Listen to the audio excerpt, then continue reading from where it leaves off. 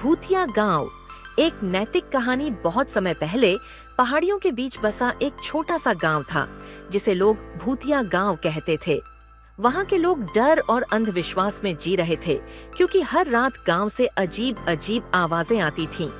कोई भी सूरज डूबने के बाद घर से बाहर निकलने की हिम्मत नहीं करता था। कई लोगों का मानना था कि गांव में भूतों का साया है। एक यात्री की हिम्मत। एक दिन एक बुद्धिमान यात्री राजन उस गांव में आया। उसने सुना कि गांव के लोग डर के कारण खेतों में काम नहीं करते और गांव धीरे धीरे उजड़ रहा है।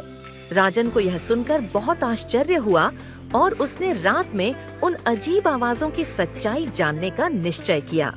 रहस्य का पर्दाफाश रात होते ही राजन एक मशाल लेकर गांव के पुराने खंडहरों की ओर बढ़ा जहां से आवाजें आती थीं। जब उसने ध्यान से देखा तो पाया कि कुछ लोग जानबूझकर डरावनी आवाजें निकाल रहे थे और गांव वालों को अंधविश्वास में डालकर उनके खेत और घर हथियाने की योजना बना रहे थे।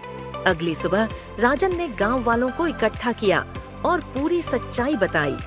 गांव वालों को यह जानकर बहुत गुस्सा आया कि कुछ स्वार्थी लोग उन्हें धोखा दे रहे थे। उन्होंने मिलकर उन चालाक लोगों को गांव से निकाल दिया और दोबारा मेहनत करके गांव को फिर से बसाने लगे। कहानी से सीख। इस कहानी से हमें यह सीख मिलती है कि अंधविश्वास और डर हमें कमजोर बनाते हैं, लेकिन जब हम सच्चाई का सामना करते हैं और साहस दिखाते हैं तो कोई भी हमें धोखा नहीं दे सकता।